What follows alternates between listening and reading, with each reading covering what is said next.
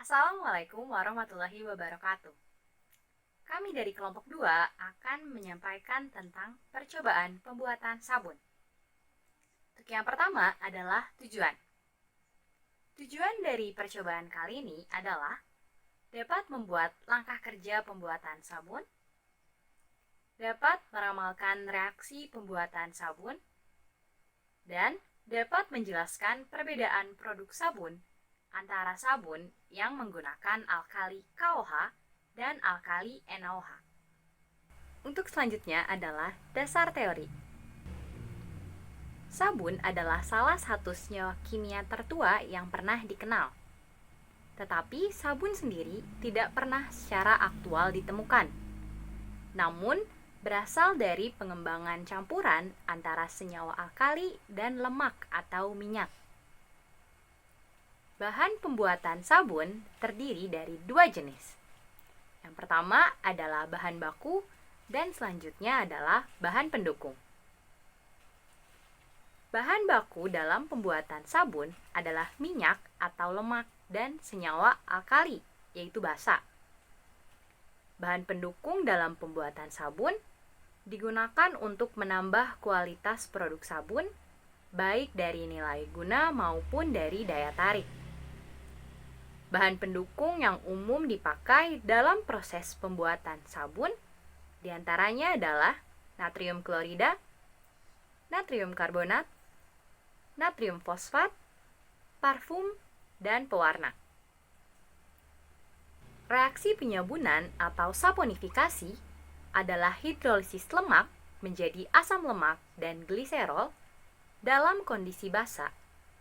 Atau pernyataan lainnya adalah reaksi trigliserida dengan alkali yang menghasilkan sabun dan gliserin. Reaksi penyabunan dapat ditulis sebagai berikut. Reaksi pembuatan sabun atau saponifikasi menghasilkan sabun sebagai produk utama dan gliserin sebagai produk samping. Gliserin yang merupakan produk samping juga memiliki nilai jual. Sabun merupakan garam yang terbentuk dari asam lemak dan alkali.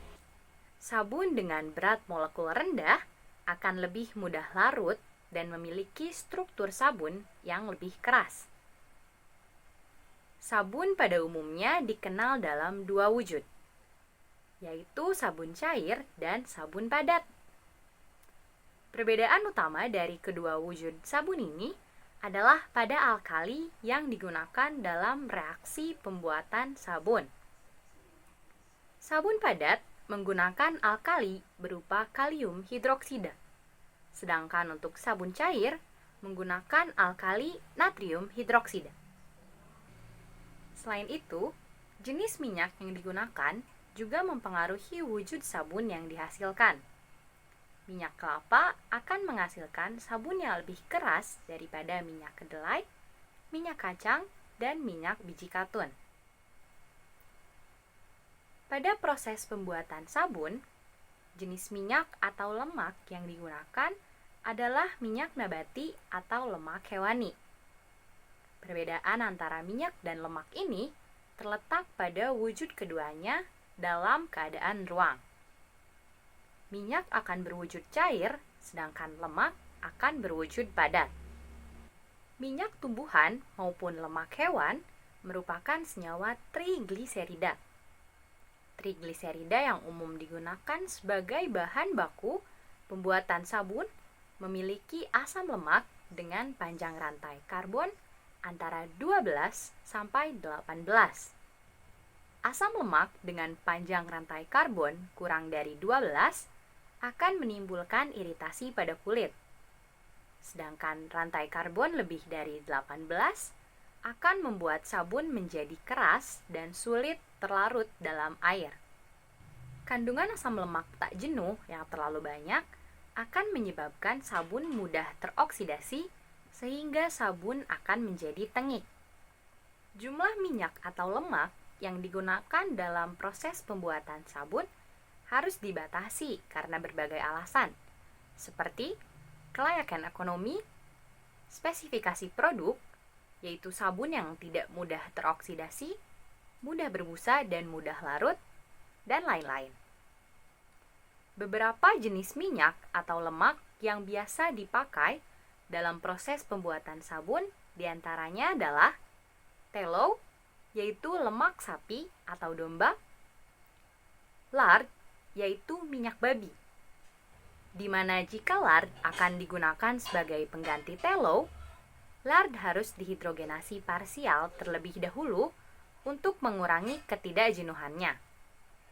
Untuk selanjutnya adalah palm oil atau minyak kelapa sawit. Minyak kelapa sawit umumnya digunakan sebagai pengganti tallow. Tetapi, sabun yang terbuat dari 100% minyak kelapa sawit akan bersifat keras dan sulit berbusa. Maka dari itu, jika akan digunakan sebagai bahan baku, minyak kelapa sawit harus dicampur dengan bahan lainnya. Untuk selanjutnya adalah coconut oil atau minyak kelapa. Minyak ini merupakan minyak nabati yang sering digunakan dalam industri pembuatan sabun.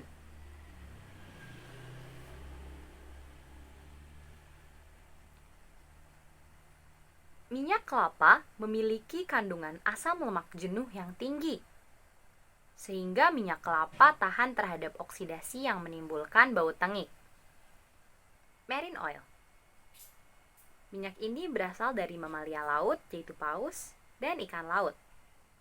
Marine oil memiliki kandungan asam lemak tak jenuh yang cukup tinggi, sehingga seperti lard, minyak ini harus dihidrogenasi parsial terlebih dahulu sebelum digunakan sebagai bahan baku. Selanjutnya adalah olive oil atau minyak zaitun. Minyak zaitun berasal dari ekstraksi buah zaitun. Sabun yang berasal dari minyak zaitun memiliki sifat yang keras tapi lembut bagi kulit. Industri pembuat sabun umumnya membuat sabun yang berasal dari campuran minyak dan lemak yang berbeda. Minyak kelapa sering dicampur dengan tallow karena memiliki sifat yang saling melengkapi. Minyak kelapa menghasilkan sabun yang mudah larut dan berbusa. Sedangkan kandungan stearat dan palmitat yang tinggi dari tallow akan memperkeras struktur sabun. Selanjutnya, bahan-bahan yang dimasukkan ke dalam sabun. Yang pertama ada alkali. NaOH, natrium hidroksida, atau yang biasa dikenal dengan soda kaustik dalam industri sabun, merupakan alkali yang paling banyak digunakan dalam pembuatan sabun keras. Sedangkan kalium hidroksida banyak digunakan dalam pembuatan sabun cair karena sifatnya yang mudah larut dalam air. Sedangkan alkali lain, yaitu Na2CO3 atau abu soda, atau dikenal juga dengan natrium karbonat, merupakan alkali yang murah dan dapat menyabunkan asam lemak, tetapi tidak dapat menyabunkan trigliserida, yaitu minyak atau lemak. Pencampuran alkali yang berbeda sering dilakukan oleh industri sabun dengan tujuan untuk mendapatkan sabun dengan keunggulan tertentu. Selanjutnya adalah bahan pendukung.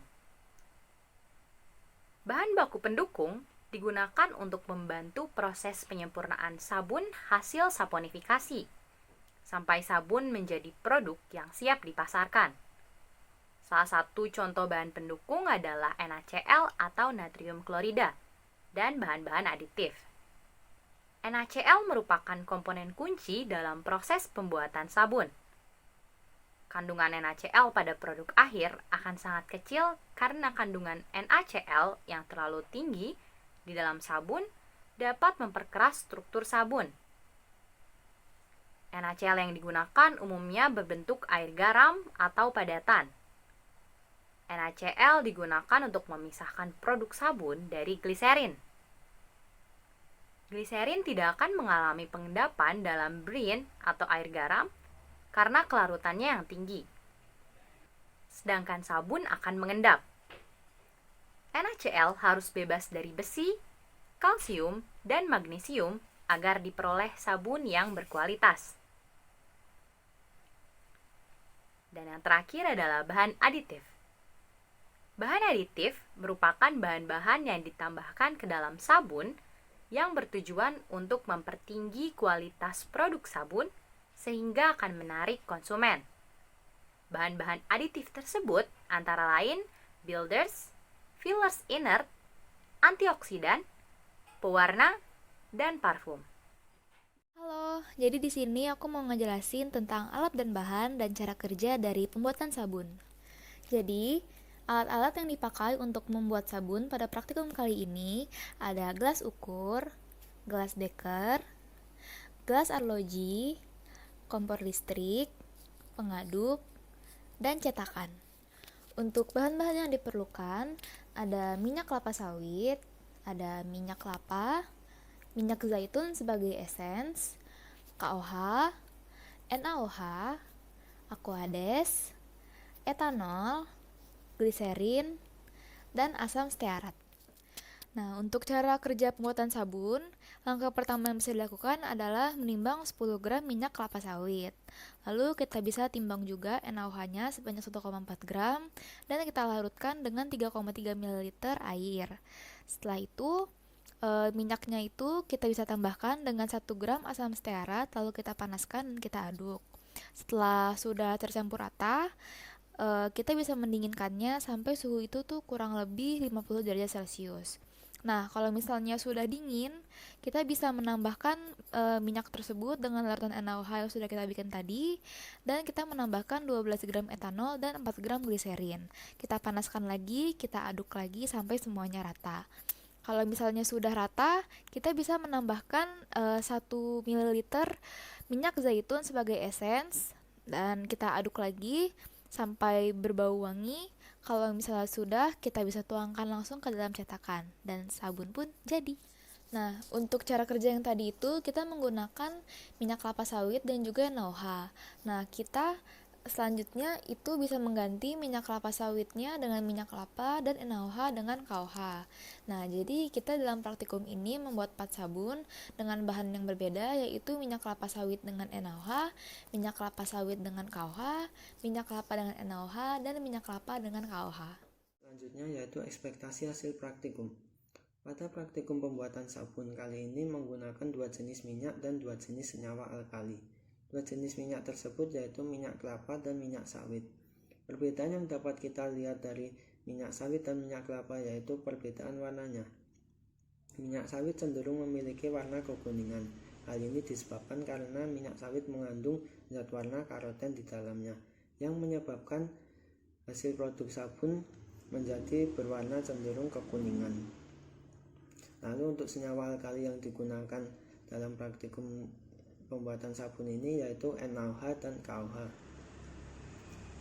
Senyawa alkali NaOH akan menghasilkan produk sabun yang cenderung berwujud padat, sedangkan untuk KOH akan menghasilkan produk yang cenderung berwujud cair.